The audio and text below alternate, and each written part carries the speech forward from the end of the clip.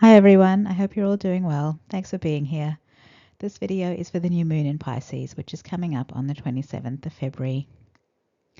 I've actually just spent a few minutes struggling with my microphone because I would be speaking into it and it just wasn't recording, and I couldn't work out why, because all the lights were on, all the things looked plugged in, everything looked like it was functioning. Now, I actually had this exact problem last year when I first got my microphone. And the solution, it definitely wasn't in the sound settings. I couldn't do anything there to fix it. But unfortunately, I couldn't actually remember what I did last time to fix the problem. And I think it was because I just assumed that once I had things working, it was going to work fine going forward. But that obviously wasn't the case today. So I have again managed to get it working. And I'm not even sure if this is the same fix that I used last time. But what I've done this time is I've written down what it takes to sort this problem out. Now, I don't believe that anything that happens in relation to a reading is random. So I think there's probably a message in here. So maybe if there's something in your life where you have kind of stumbled onto the answer or solution, rather than it being something that you could work through and figure out logically, if it's something like that, write it down somewhere. And I guess don't just write it down on a random piece of paper that you might lose. Write it down and keep it somewhere where it won't get lost, and you'll know where to find it if you need it. Now, I just got Book of Shadows in my head. Now, I'm not sure why, but we did have that witchy reading last time, and I've sort of felt that kind of witchy energy lingering a bit. But my understanding is that a Book of Shadows, or the Book of Shadows, is sort of like a journal where witches write things down, like spells they've created or used with success, or recipes they've formulated, or tips and tricks they've learned. So maybe it's a good idea to have something like that, even if it's not related to anything witchy at all. I guess if you're using a notebook, you might want to subdivide it into sections or have an index so that you can easily locate a page if you're looking for it later. I'm personally thinking maybe I should use some index cards because I do have some of those lying around. And those are things that can be easily rearranged into a sequence that works. So maybe I'll start a little box of shadows. In my case, it might just be that I write down inspiring quotes, affirmations, or messages, because those are things that I do often write down on random pieces of paper, and I'll find them in random places because I don't really have a system for where to put them. Now, those are not really shadowy things, so maybe mine's more like a box of blessings rather than a book of shadows. But I have actually seen other readers use their own messages in readings, so maybe that's a possibility at some time in the future. Anyway, I don't know what that was all about, but maybe it's going to resonate for some people out there. All right, back to this video. The format is the same as always. We'll take a quick look at the astrology chart and then follow that with a tarot spread for the new moon. Now, the timestamps for each section are in the description box. So if you're not a fan of the astrology, you can just skip through to the tarot reading. And before we go, we'll just do a quick love pause. And this is where we just pause the video and take a minute to intentionally send some loving energy out into the universe. This can be done by doing a Ho'oponopono prayer as well. And that's where you say the 4 sentences: thank you, I love you, I'm sorry, and please forgive me. Those are all messages that you're putting out into the universe, to spirit, I guess. So yeah, the time to pause is now, and I'll see you all on the next slide. All right, so this is our new moon chart. I personally find that the tarot and astrology do tend to connect pretty well usually. But as I said earlier, if it's not your thing, you can just skip through to the tarot section. Now, my first thought when I looked at this chart was crikey. And in case you haven't spotted it, over on the left of this chart, there is a lot of action in the sign of Pisces. Like, it doesn't even fit into the Pisces section. So that's very interesting. The ruler of this new moon is Neptune. It's also in Pisces, so it's part of all of this. And so all of these planets that are also in Pisces are also in that Neptune, under that Neptune influence as well. So I'm just going to run through this. Highlighted in purple are the sun and the moon. They're at 9 degrees of Pisces. And We also have Saturn, Mercury, the North Node, and Neptune. They're all in Pisces as well. I've highlighted them all in green. And it's interesting because they're all in that third decan of Pisces, so the last third really. So it might be interesting for you guys to take a look at your birth chart and see where that last third of Pisces is, because there's a lot going on in there. Now, Neptune is conjunct the North Node. Mercury is also conjunct this, a little bit slightly off, but close. And Mercury, on the other side of Mercury is Saturn, and there's also a little conjunction happening there. So Mercury is the messenger. So it's interesting that it's right there in the middle, conjuncting pretty much all of these other planets except the Sun and the Moon. So Mercury relates to the mind, and it's the messenger. So we may actually be getting some insights coming through. The only aspect to this new moon is coming in from Jupiter in Gemini. So that's highlighted in red at the bottom of the chart. Because it's a square, I guess it's a challenge. And now Gemini is a Mercury ruled sign, and Jupiter is actually in its detriment in Gemini. So this is going to probably feel like a lot of thinking, a lot of overthinking. Perhaps some anxiety. So you may notice a bit of that during this new moon as well. The Neptune North Node conjunction is significant. It's happening in the final degrees of Pisces, right at the end of the zodiac wheel. So Neptune will move into Aries on the 30th of March. So there are going to be some endings happening here. And the North Node has obviously just moved from Aries into Pisces because it moves retrograde. So it's a beginning there in a new sign, and the North Node's involvement means that there's something to this endings and beginnings that relate to our soul path. So very interesting conjunction to have there at the very sort of end of Pisces there. Now Saturn in Pisces relates to our spiritual values. So the other interesting thing is that all of these planets highlighted in green are also in a sextile to Uranus in Taurus, which is highlighted in blue at about 7 o'clock. Now, Uranus and Taurus will be about shocks and surprises occurring in our material world. But a sextile is a favorable aspect. So these might be things that can feel quite destabilizing in a material sense, but they're actually not bad things in terms of our spiritual journey, which is why it's actually a favorable aspect to that Piscean zone of our lives. So that's good. And the other, I don't know about you guys, but I keep having to remind myself that the North Node in Pisces is different to the North Node in Aries. Like the North Node in Aries was about taking action and pushing forward and following our passion and claiming our sovereignty and all that stuff, very much Emperor energy. But the Pisces energy is way different, isn't it? It's much more spiritual and mystical. It's going to be much more about trusting in the universe, surrendering, allowing yourself to flow. And this is also a feminine sign, so it's going to be much more about being receptive rather than taking action. So whatever is going on while this North Node is in Pisces, you've got to deal with it a different way to how you have been dealing with it when the North Node was in Aries. So I guess try and be receptive to the messages you get, whether they're coming in through your intuition or in the physical realm. Be open to new possibilities and opportunities that come along. Now, that's not to say that you should be up for anything that comes in the door, but take some time to consider if it is something that you might be interested in exploring. So just if you can, just try and step out of that. I've got to control this. I've got to make this happen. Don't be operating that way anymore.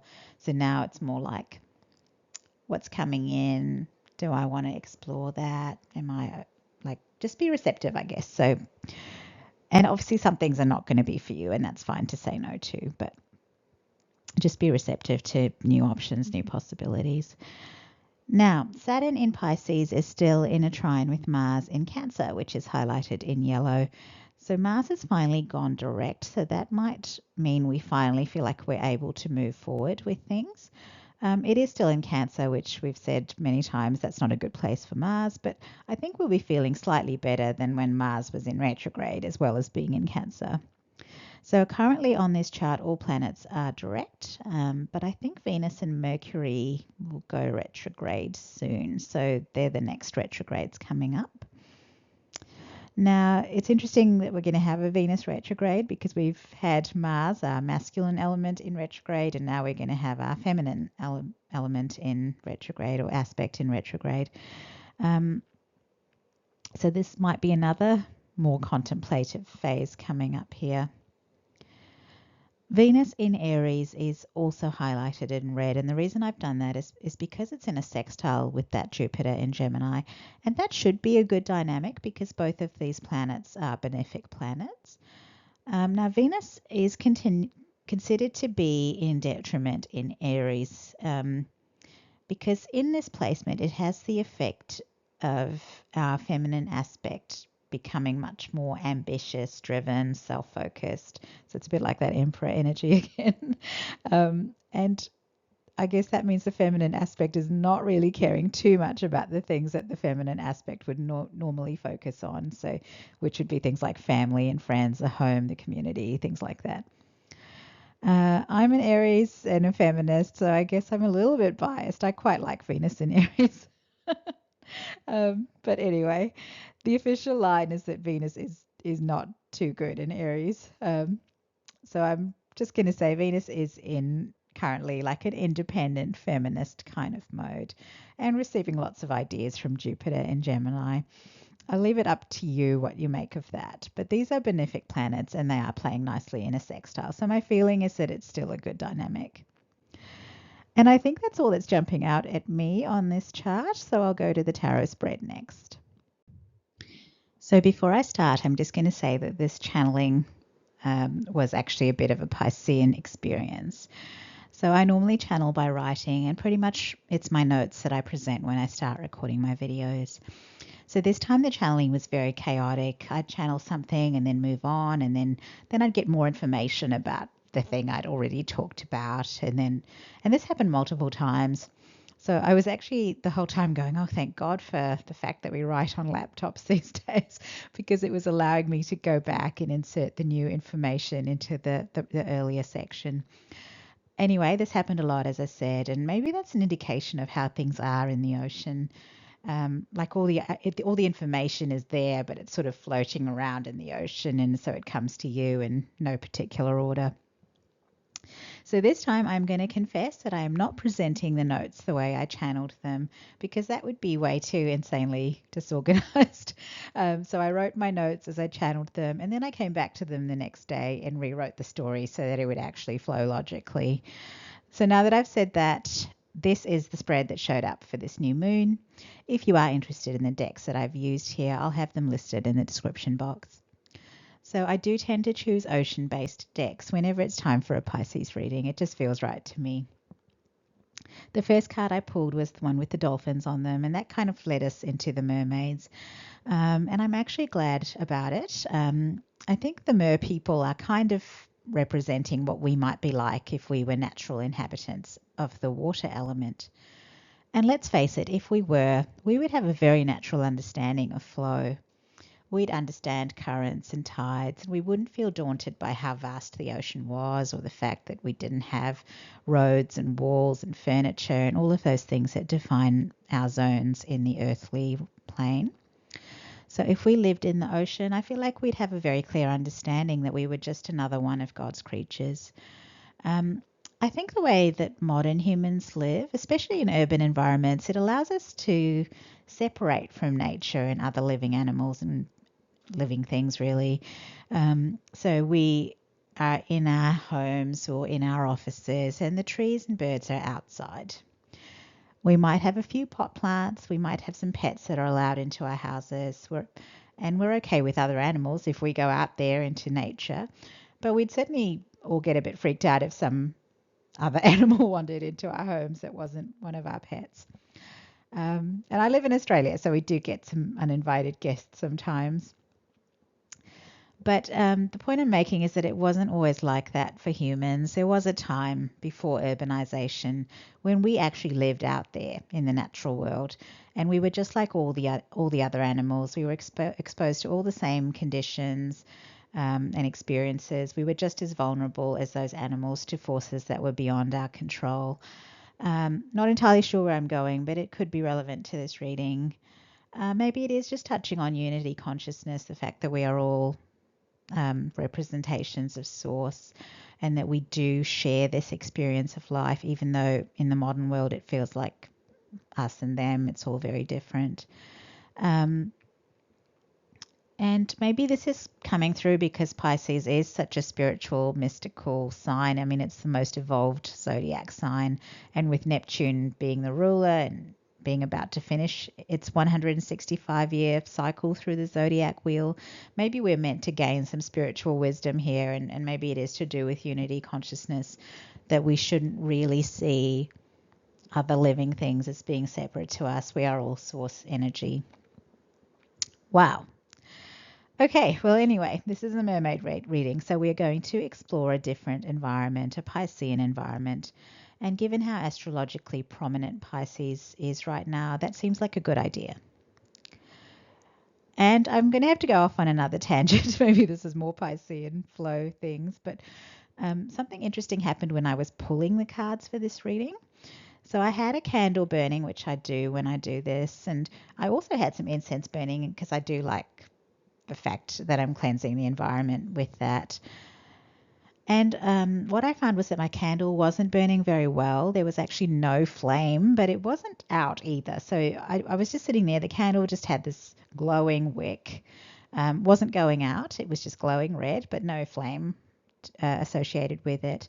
And so I was there, laying out my cards, wondering if I needed to light the candle again. And then I happened to move the incense to make a bit more room for myself. And then some of the ash landed on the cards that I'd already put down. Now, I didn't want to disturb the cards. So what I did was to try to gently blow the ashes off them. And I was successful with that. But as I was blowing gently on the spread, the flame of the candle came back to life. And I guess in the modern world, we are used to blowing flames out the way we do with candles. But when I saw the flame of my candle come back to life, it actually took me back to the childhood memory of my grandmother, who lived in a village in a third world country. And so she would cook on an open fire, and she would always, to get the kindling to burn, to build this fire up, she would gently blow on it. Again, I don't know how this connects, but I find most things that come up in relation to a reading do end up being relevant. And maybe this is, again, about remembering that people lived differently in the past, and they knew how to manage in conditions that we might now consider kind of primitive. People did manage in the past without electricity, without technology, without appliances, without the convenience of a laptop. But my grandmother didn't have a fridge either. She lived in as I said, in a third world country. Everything was cooked from scratch. She didn't have an electric grinder or blender, so everything had to be processed by hand. She had grinding stones. She had a mortar and pestle. And there was even this massive version of a mortar and pestle that allowed for larger quantities of grains to be pounded or crushed. So the food preparation process, it actually took hours, and it was quite a physical workout for those women. And that was really just the meals being prepared. So all the other chores were done by hand as well. So it's easy to forget in this age of modern conveniences that people of the past didn't really have a lot of leisure time, because all of their daily activities required their time and their physical effort. There were tools that they could use, but there were no machines to do the work for them. Gosh, I really hope the Uranus and Taurus shakeups don't involve a loss of critical infrastructure. That would certainly be a shock to the system, wouldn't it? Well, anyway, that was one line of thought I was having with respect to the candle, because it took me to my grandmother.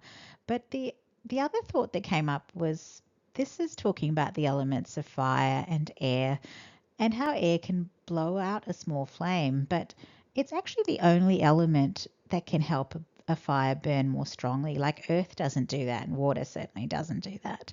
So I wonder if this incident was pointing out that sextile that we have in the astrology that's between Jupiter in Gemini and Venus in Aries, because that was pretty much the only thing going on in the astrology that involved the element of air and the element of fire. And as I said in the astrology section, they are the two benefic planets and they're working together. So Jupiter expands and amplifies. And so if Jupiter in Gemini is adding air to that Venus in Aries fire, in order to make that fire grow, that's interesting. So I feel like this this might be a message that relates more to that astrology section. And I actually had that sextile down. It was down the order in terms of its significance when I was looking at the astrology chart. And I think this is another example of how we're dealing with Pisces energies, because this has come up in the wrong section again. But anyway, I feel like maybe Spirit's telling me that that was actually one of the more significant aspects. So I didn't get it when I was doing the astrology channeling, but I am getting it now. All right then, so check out your birth chart for that house that relates to Aries, because there might be some kind of fire in that territory that's going to be, what's the word? It's going to grow stronger because of this Jupiter influence. And it is something that relates to our feminine aspect that isn't behaving the way it normally would, because we talked about that. Venus is in Aries where it's not going to behave the way it normally would. So check out your birth chart, see which house we're talking about. And although I initially said that the sextile would be okay, I think with this new information, I'm kind of feeling like maybe it's a bit more complicated than that. Not necessarily bad, but maybe this is some kind of situation where we might not feel like we have total control or that we're entirely safe. And that's fire, isn't it? Because even if we can use it to our benefit, it's the element that we're most afraid of and most cautious about. Fire has to be handled with care and responsibility.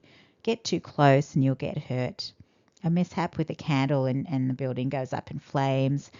A campfire doesn't get properly extinguished and it causes this out of control wildfire. So the point is that whatever this is talking about, it might need us to respect it and pay some attention to it and be responsible in terms of how we handle it. But really, if you are handling it right, that fire is going to serve you very well. I mean, fire has served humans so well throughout history. So very interesting messages to channel. All right, I'm going to start this reading now.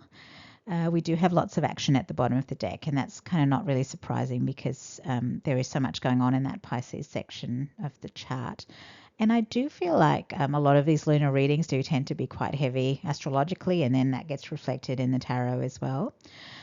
So at the bottom of the deck today, we have the Queen of Wands at the bottom of the deck. Now, this is fire sign energy, but I tend to see it as Aries energy. The Queen of Wands is bright, vibrant, attractive, confident, inspired, inspiring, passionate, creative. And it's so interesting to be talking about this when we've been talking about Venus, the feminine aspect, being in Aries, because she is going to be embodying a lot of these traits as the Queen of Wands, the same traits as this Queen of Wands. And I think someone pointed out to me once, the Queen of Wands is the only queen that faces forward, so she's quite assertive. She's quite a masculine energy. The other queens are, off to one side or, tilted. But the Queen of Wands looks at you straight on, and this is in the traditional tarot cards. So she's a very bold energy, and I guess that's what we're talking about with that Venus in Aries. But anyway, getting back to this, the card behind the Queen of Wands, we had 3 major arcana cards in a row. They were Death, the Hanged Man, and the Lover's card. So big energies. Now, Death is about endings, transformations, and rebirths. And this is Scorpio energy. This image is interesting because I don't actually know if any of these animals in this image are actually dead. It actually looks like the scene of an oil spill. And the animals are being rescued. There's a human in a boat rescuing some of them. And there are some animals that are being guided away from this oil spill by the mer people in the water. Now, Death is still a card of transformation, but maybe this image is indicating that this metaphorical death was because the old life was toxic in some way. So that old life is like this oil spill. It would have killed this person if they'd stayed in it. So they were becoming stuck in it, they were swallowing it, they were inhaling it, and it was affecting them in all sorts of ways. And wow, that's awful. So it's a bit like something was poisoning this person, but they were saved just in time. They were pulled out of it. So I feel like the universe intervened to save them.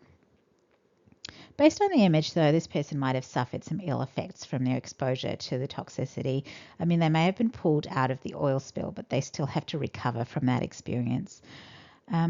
That's awful, but I guess with these kinds of experiences, we have to be grateful to God. You know, it's hard to say what kind of situation this was, but maybe it was something like an abusive relationship that was taking a toll on you physically and emotionally.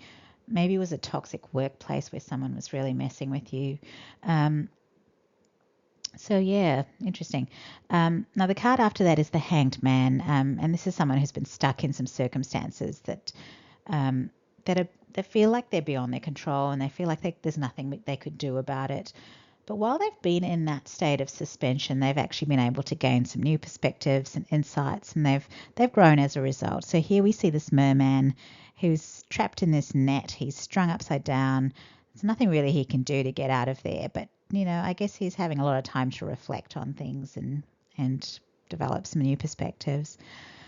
So this is actually a Neptune card, and remember, Neptune's ruling a lot in that astrology chart, including the new moon. So this card is also seen as an enlightenment card, as a sacrifice card, and it's almost like the enlightenment comes from the sacrifice, so that it's when you sacrifice yourself and accept your surrender, really. When you surrender and accept that your situation is what it is, that's when the enlightenment comes in. So this is someone who has surrendered, they've accepted their fate, and when they do that, there's a new way forward that shows up.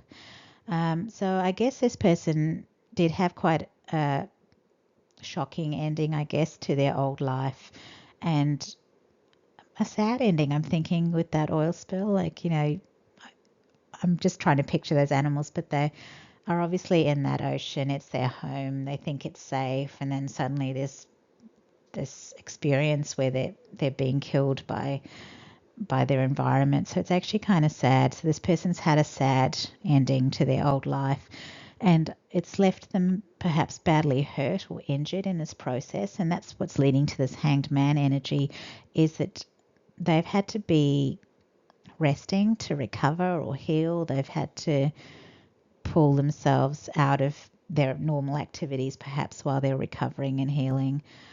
And I just got Frida Kahlo pop into my head, and then straight after that, Robert Louis Stevenson. So I guess my guides are pointing me to the fact that these are people who became famous for the things they did because they weren't well enough to do other things. So Frida Kahlo she suffered terrible injuries because she was hit by a bus at quite a young age. And that actually meant for her it was a lifetime of pain and disability. And what she did was she painted to fill her time while she was recovering, and that's what got her artistic career going. So the painting was a way for her to express her pain, and also just something for her to do because she was stuck in this terrible situation. And if you've seen Frida Kahlo's artwork, it is beautiful, but some of it is quite graphic in its portrayal of suffering. Now, Robert Louis Stevenson, slightly different, but he suffered chronic illness. I think it was respiratory illness from a young age. And that meant that he didn't get out. He didn't get to be outside playing with the other healthy children. He was inside a lot, in bed a lot, and he took to writing. And he obviously penned some very well-known stories and novels over the course of his life. So in both cases, I'm going to say that they both had a strong channel that allowed them to access divine inspiration. And this meant that they were able to venture into these other worlds, even though they were limited by their bodies in terms of what they could do physically and what they could physically do, what they could physically experience. So they couldn't do much physically, but their imagination took them to other places, to other experiences. And these individuals took that divine inspiration and they poured it into creation. And their work was so beautiful that it really couldn't go unappreciated. And both of these individuals became so famous that their work really continues to be appreciated, even though they are long gone. So I guess my guides have taken me there, and I'm going to say that something similar is going on here. This is the Queen of Wands. And I did say earlier, she's inspired, she's inspirational, she's passionate, she's creative. So that's all a very natural part of her character. So I feel like this Queen of Wands found herself incapacitated, and this might be because of injuries or sickness, something that relates to that death experience. But rather than give up on life and fall into a slump, she found a creative outlet and she started putting her energy into it. And the more she did that, the more that channel to divine inspiration opened up. More inspiration started streaming in. She was getting more ideas, more complex ideas, more sophisticated ideas. And so this queen, because of who she is, she took this inspiration and she created things that were more complex and more beautiful. And as she was doing this, she became more and more inspired and started pouring more and more of her energy into this work because she was feeling so passionate and inspired by it. So it almost becomes like a loop, like a positive feedback loop. So the more inspired she is, the more passionate she is, the more inspiration comes in. And so it just keeps fueling itself. And it's really lovely. And I guess in both stories, Frida Kahlo and Robert Louis Stevenson, we're talking about physical afflictions that were of a lasting kind. So they never physically recovered fully or got back to normal fully. So unfortunately, this Queen of Wands might be in the same situation. And while that's not good, it's looking like it's an integral part of this person's journey. So this is someone who is a creative genius maybe. And I guess when you think about the two examples we've been given, if those people had been restored back to full health, maybe they would have been distracted away from their creative path by the other things they could have been doing. So it's actually a bit like they had to have that chronic affliction block them from leading a normal life. And so maybe that's the universe saying, you're not meant to have a normal life. You're meant to be someone who is a divine creator, a channel for divine inspiration to enter the earthly realm. Wow. And while I'm using female pronouns in this storyline, just remember that tarot cards are energies, not genders. So if you're a man and this is resonating, do claim the reading. So the Queen of Wands archetype, it's an archetype that can be present in anyone. So this is definitely not about gender. Now, the last card here at the bottom of the deck is the Lover's card. So this is a card that relates to making heart-based choices, and it's a Gemini card. So the image in this card is reminding me of the tale of the Little Mermaid. So whether we're talking about the Hans Christian Andersen story or the Disney version, we are still talking about a mermaid who's longing to live on the land. And that's kind of interesting because I did start this reading talking about how life in the ocean would be quite different to life on Earth. Well, anyway, this little mermaid is in the ocean and she's looking into this mirror and she's seeing herself as a human living on Earth. And that's her heart's desire, I guess. She's longing for a different kind of life. She doesn't truly believe that she belongs in the ocean. So her heart's choice is to go up there, up where they walk. I think that's a line from one of Ariel's songs in the Disney movie. But as we know from that movie, to go up there, she has to make a big sacrifice. And in that movie, it's her voice. I think in the story, I shouldn't say in the movie, in the original story as well, it's her voice that she has to give up. And we did have Hanged Man energy at the bottom of the deck, so there is a sacrifice. So this Queen of Wands, I think, has to sacrifice a normal life in order to go where she wants to go. She has to give up her normal way of life, I guess. Maybe that's a job, maybe, I don't know, maybe it's where she lives. Something has to change, and on the surface it relates to her illness or injuries, that something has to change. But there's actually a bigger reason, and that's because she has to go live this other life, is what I'm feeling. But still, it's going to involve leaving her comfort zone and moving into foreign territory. And I'm getting South Node as I channel that. And actually, that's kind of relevant because if the North Node is in Pisces, the South Node is in Virgo. And actually the full moon that follows this Pisces new moon is going to be an eclipse. It's a south node lunar eclipse happening in the sign of Virgo. So that's a fortnight basically after this new moon. And that's going to be a challenging eclipse because my understanding is that south node eclipses are a little bit more challenging.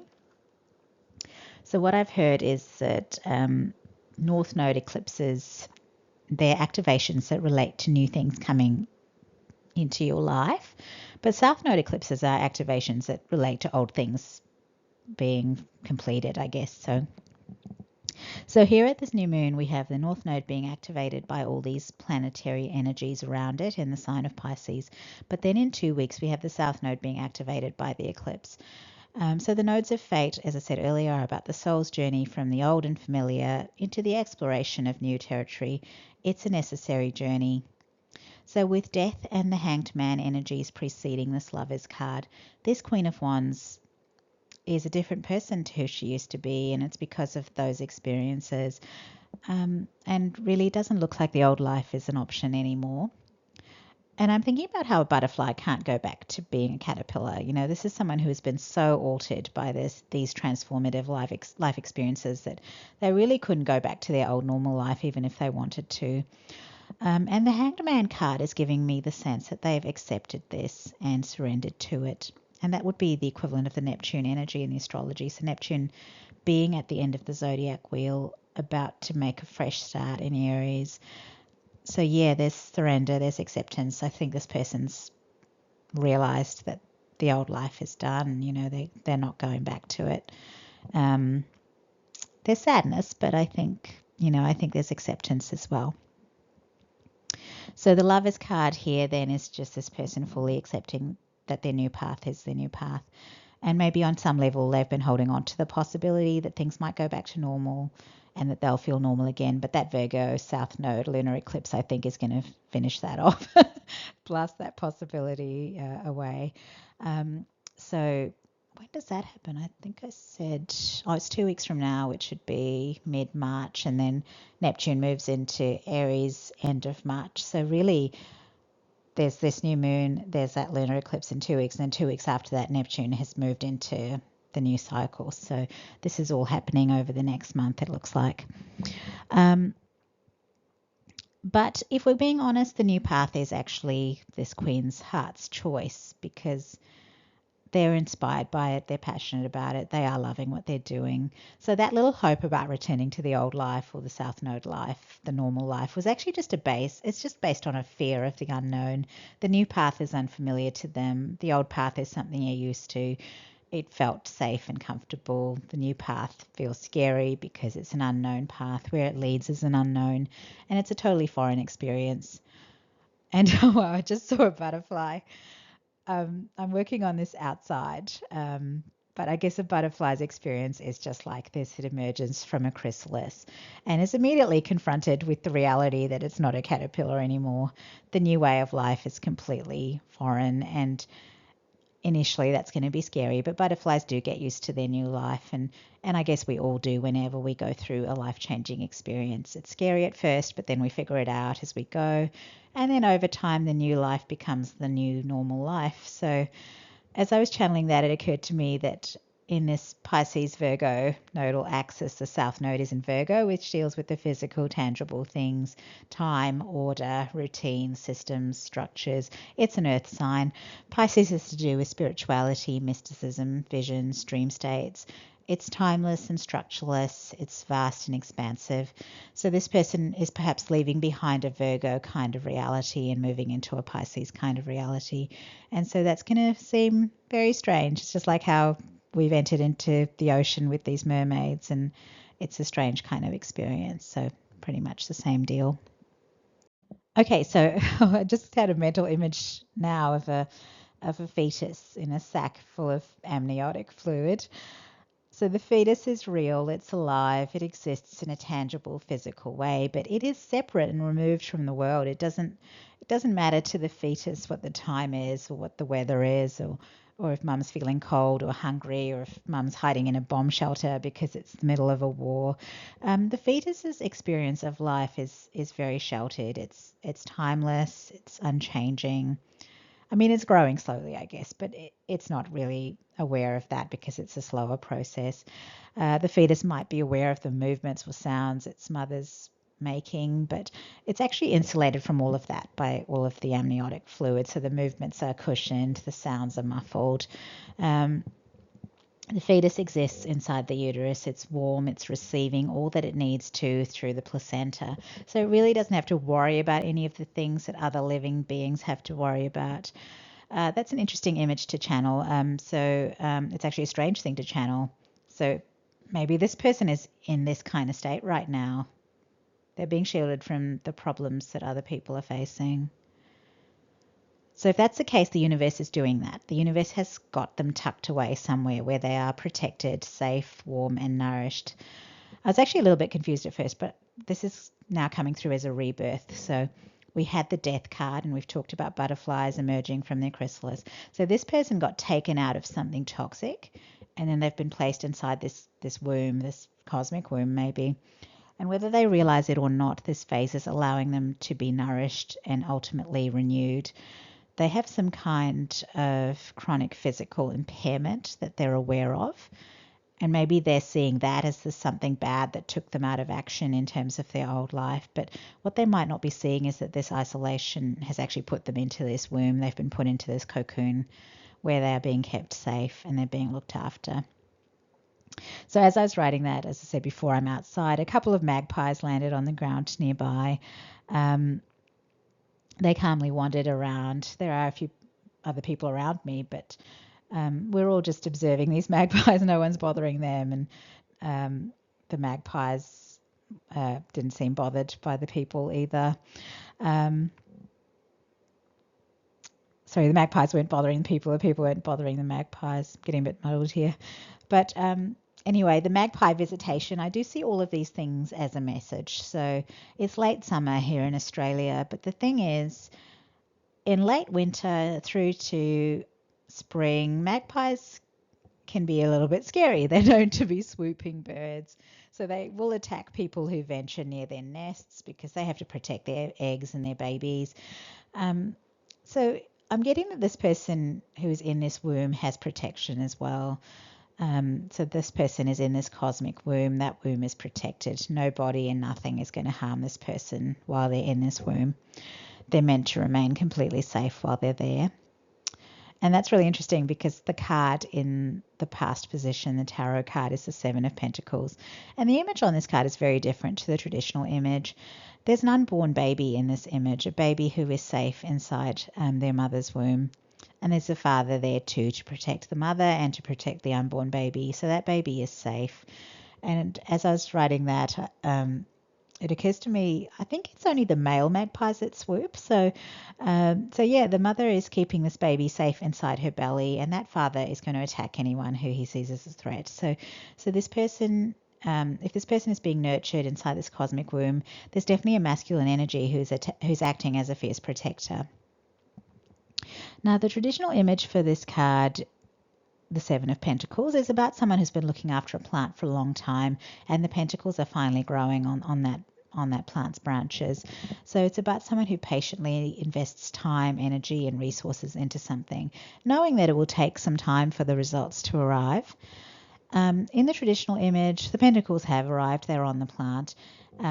In this image, the baby isn't born yet. And from what we're seeing in the image, that is the outcome that's being anticipated because these parents are looking at this crib and they're waiting. But the interesting thing is the pentacles are here in this card as well. They're actually hanging on this mobile that's hanging over this crib. So that's interesting. So the pentacles are already there and they're waiting for this baby to be born. The traditional meaning with this card is that these are rewards that have been earned. So if that's true here in this image as well, we're talking about karma. So these rewards that are here waiting for this baby to be born, they are karmic blessings. And they're for the things this person did before they had that death experience. So they're going to be reborn and they're going to be surrounded by blessings from the time of rebirth. So the blessings are already there waiting for them. So I get from that this was a good person who did good things. They were an innocent person And then it looks like they were cruelly and maliciously harmed by someone evil, really. So I'm getting this very clearly that they would have been killed if the universe didn't intervene. So I feel like that evil person had no intention of ever stopping what they were doing. They would have just kept doing it until this person died. I'm thinking of that toxic oil spill. So were they poisoning this person or something? Like, it's something awful. And maybe that would explain why this person is still suffering the effects of something. But anyway, the universe intervened really in a massive way, because it pulled this person out of danger and immediately wrapped them up in this womb so that they could be completely safe and so that they could rest and heal and receive really the highest level of TLC. This is cosmic TLC. Wow. So this baby's parents are waiting for this baby to be born. Now, babies are always born in divine timing, aren't they? So no one can ever really say with certainty when a baby will be born. They can be born premature, they can be a little bit early or a little bit late. But the fact is that these parents are gazing at that crib that is fully set up. So that makes me think that everything is now ready for this baby to be born. The next card is the Eight of Wands, and the image in the card is of a volcano erupting. I think I'm going to call that the birth because I guess it's the Queen of Fire. So this card is in the present position, and this is a new moon in Pisces reading. So this rebirth is occurring at this new moon. And the imagery of an underwater volcano, as I said, it's making me think of the Queen of Fire being born at a time when the astrological energies are so strongly Piscean, water energy. So this person, this rebirth is someone being born into a very different timeline. Now, they suffered a lot in their previous experience, but now they're being born into blessings. So this feels like they're reborn into almost like a 5D kind of experience. This is really like a butterfly emerging from a chrysalis. The butterfly is going to have a very different experience of life. It's now able to fly wherever it wants to go rather than trudge along on foot. It's also going to be feeding on the nectar of flowers rather than just munching on leaves. So this new experience of life is lighter and sweeter. And I'm also thinking about how there are these people, these parents who've been anticipating this emergence. So they've been watching and waiting for this to happen. So are we talking about people who've been observing this person? Maybe this might be people who already live in that 5D reality, or these are beings from a higher realm who are waiting to make contact with this person, and they will know, they know it will only be possible after this person has this emergence from this womb. And maybe it's both. If it's people, these are people who are already in that 5D reality who are seeing that someone else is about to join them. They're good people as well. They're like these parents, so they've been in this 5D reality longer, they're older, they're wiser, they're ready to welcome this person into this new reality and give them the guidance and support that they need while they figure things out in this new reality and learn how to exist in it. And that's what parents do, isn't it? They guide this young child until that child can manage on its own. Wow, this is interesting. The card in the future position, we have the Knight of Swords, and this is the fastest knight. It's air sign energy. He makes quick decisions, and he does what is necessary very quickly. This is a card I read as Gemini, and that's making me think about the fact that Jupiter is in Gemini. And the knight in this image, he's actually rushing towards the card in the present position. So it's as if he's rushing to the birth of the Queen of Fire. So I'm thinking about that sextile from Jupiter in Gemini to Venus in Aries, and how I had that candle experience. So air can support fire and keep it alive. And as I said in the beginning, air is the only element that can support fire. So this Queen of Fire is being born at a time of strong Piscean energy, and there's so much Piscean energy in that astrology chart. So she's being born in divine timing, but it's really not an ideal time for her to be born in that sense. I think I spoke earlier about how we have to tend to fire because fire is the element that we fear most. But I think the real story is that we're talking about the fire element. Water is the element that fire fears most. So we are having to tend to this fire, but not because the fire is a danger to us, but because the fire is in danger of being put out by this water. So this Queen of Fire, she's being born at a time when the energies of the world could drown her or overwhelm her. So this Knight of Swords is support coming in. This is Jupiter rushing in with support. And even in this Eight of Wands card where the birth is happening, there is a mermaid looking after those wands of fire. And they are still alight even though they're underwater. So this Queen of Fire is getting support and help. Jupiter is sextiling Venus in Aries, and it's to give oxygen to this fire so that it can keep burning.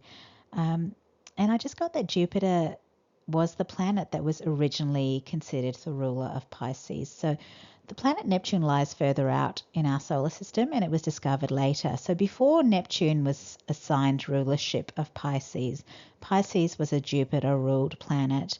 So Jupiter still has authority in Pisces. In fact, thinking back to the astrology, Jupiter in Gemini was sextiling Venus in Aries, but it was also squaring the new moon, which is giving it a challenge. So this is almost Jupiter putting out a message that's like, you will not put that fire out. It's coming from Jupiter, this message. Jupiter's the biggest planet in our solar system, and I feel like it's Jupiter reasserting itself as a co-ruler of Pisces. It's pulling rank as the biggest planet in the solar system. So I guess Jupiter is able to protect the Queen of Fire in this Piscean environment because it still has authority over Pisces. So it's almost going to be like there are bubbles of air that form around those 8 wands of fire so that the flames are shielded from the water and so that they still have oxygen. Wow, that's beautiful. And maybe there are people like these older, wiser 5D elders, parents who are also going to be supporting this Queen of Fire because she's going to need a bit of support at this time. Now, in terms of this period of vulnerability, it is sounding like it's astrological. And it's to do with all of those planets being in Pisces and that heavy Piscean energy that's going on. So some of these things will change. The moon's going to move out of Pisces within a couple of days. The sun's going to move out of Pisces within the month. But the rest, I guess Mercury moves out of Pisces fairly quickly because it moves quickly, but then it's going to retrograde. Neptune's moving out of Pisces at the end of March, but it will probably retrograde back as well. I think it does. And then Saturn will move out of Pisces later this year, but I suspect that one might retrograde a bit back as well. So even though some of these planets are moving out of Pisces, they're going to retrograde back into Pisces. So this could last weeks and months. And of course, the North Node's continuing through Pisces through till next year sometime. So, and we've got eclipses that will happen in Pisces. So I guess this is a vulnerable period for this Queen of Fire. It's actually quite an extended vulnerable period. It could go through this next year into next year, through this year and into next year. So not the easiest time for this rebirth, but if this is resonating for you, I just want to say that Spirit has definitely got your back. You are spiritually protected, and that is very clear. I mean, Spirit came to save you from that toxic oil spill, and Spirit has protected you. It's protecting you after this rebirth. It's going to send you oxygen so your fire won't be put out. I think there are angels protecting you, and there are these 5D parents or elders who are going to be supporting you. So this might be a challenging period over this year, maybe into next year, but you're definitely not facing this alone. And I'm looking at the oracle cards here, and they are all actually lovely. There's nothing challenging coming through there. The first one is exactly supporting what I've just said. It reads, safe and surrounded by love. Exactly. You are safe and surrounded by love. And there are 3 dolphins on this card, so your family is with you. I feel like this is your soul family who is there with you in the ocean that you're in now. You're going to know these people because they're going to be traveling with you. They're going to be supporting you. And dolphins are so joyful and playful in their nature, and that's so lovely to see as well. So there's going to be lightness in these connections. Even if life gets tricky from time to time, these soulmates are high vibrational people. They're going to remain optimistic. They're going to maintain a sense of humor. They're going to make you laugh. They're not going to let you get down. And that's going to go the other way as well. You're going to be like that as well, and you're there to support them with whatever they're going through. And I'm thinking of the energy of the 3 of Cups. So people who will be there in good times, but also in bad times because they're soul family. And dolphins, I guess they're similar to butterflies as well. Like we don't notice dolphins having problems, do we? Because they just operate differently. They don't dwell on their problems. And butterflies are the same. I mean, these are animals that do have challenges. They're living creatures. Of course they have challenges, but they certainly never look challenged, do they? They look light and airy, and in the case of dolphins, they look joyful and playful. But the message on this card is keep your heart open and know you are being protected. Listen to what you know to be true and allow yourself to see and understand what is going on around you. So from this message, I'm also getting something about appreciating how sensitive and intuitive you actually are. So you can now trust yourself to know what's good for you and what isn't. So you can keep your heart open, because if someone is a shark trying to pass themselves off as a dolphin, you're going to know that right away. It's not possible for them to fool you. And this is also number 17 card, which relates to the star energy in tarot, and that's Aquarius energy. The star is a card of healing, recovery, hope, optimism, and that does fit with the storyline so far.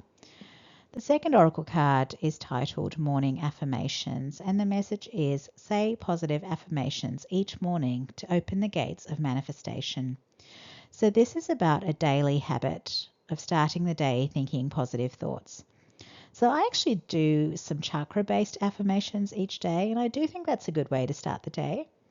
But the other thing I'm getting with this card is that this is a new moon. So new moons are the part of the lunar cycle where we set intentions. So this could be a reminder as well to set some positive intentions for this new phase of your life. And you can actually combine these 2 points and create a list of affirmations that relate to what you'd like to be and what you'd like your life to be like. And then that list can become the things that you say every day. And I guess dreaming and visualizing are a strength of the Piscean zone. So if you can spend a few minutes each day dreaming and visualizing the future as if it's already in play, that's going to help those things manifest. The last oracle card here is titled Magic, and it's a very interesting image. We had the Lovers card image of a mermaid wanting to explore the world up there. And this mermaid is actually doing it. But here's the interesting part. She didn't have to lose her tail and have them turn into feet. In this image, she has kept her tail, but she's gained some wings. So just like a butterfly, she's got wings. So it turns out she didn't actually have to turn her back on everything about her old life. So she seems to have gained the ability to move in and out of both worlds. That's really cool. So she can still stay close to friends and family in the old world and these other people who are also in a 5D energy, but then she can also travel into this other world that she's gained access to in order to have these other experiences that she's been thinking about. And we did say North Node in Pisces, so these are spiritual, mystical experiences that she's going to be having in this other world. Magical experiences. This card is titled Magic. There's a wizard on this card who looks like Merlin. She's flying up into the spiritual realm, and she's connecting with some powerful energies up there. So these are her guides and teachers. So it looks here like Merlin, and he's teaching her magic. So this Queen of Fire is special. This feels crazy to say, but I'm thinking that this is a chosen one kind of person in this reading. That's not actually something I'm channeling. It's coming from my mind. It's an intellectual conclusion. And it's because of the way this whole reading has played out. You know, this person has been saved from life-threatening danger. They've been protected, cocooned, nourished, supported through their healing, supported through their rebirth. And then from the moment of their rebirth, they're blessed, and they've got powerful protectors and soul family and powerful teachers and guides in the spiritual realm. So, yeah, my mind is going to say chosen one. And to be honest, the strongest energies I felt in this spread was the energy of anticipation coming from those parents. It was strong. And the other strong energy was the joy of the dolphins. And the dolphin card is popping up right on top of that parent card. So it's almost like there was this intense anticipation and longing for this person to make their reemergence. And once that happened, there was absolute joy. So I'm going to conclude the reading there. This has been a super long reading. I think it's coming up to an hour, so sorry about that. The ocean is vast, I guess. That could be why it's such a long reading. Lots of information, information overload, in fact. But that does conclude the video. So the decks that I've used today will be listed in the description box, and some of those decks will have Amazon links next to them. You can use those links to check those decks out. If you do purchase the decks using the links that I've provided, it should work for a start. The link should take you to the Amazon site that's appropriate for where you live. But if you do purchase a deck using my links, I'll be eligible perhaps for a small commission from Amazon. That doesn't factor into any price that you're paying or any shipping deals that you're entitled to. It's just a separate thing. But if you are using my links to buy the decks, you might want to just read the section in the description box, just so you have got some extra details on that. If you find yourself watching any of my older videos, I've also updated them, so you will find the deck list and links in the description box for those videos as well. If you're still here after this extremely long video, thank you for watching this, and if you like the video, please give it a like or leave a comment. If you really like my content, then please consider subscribing to the channel. And a big thank you to everyone who's already subscribed. It's been fun to do, and it's good to have your support. So yeah, that's it. Thank you for being here. I hope to see you all at another reading. Take care. Bye.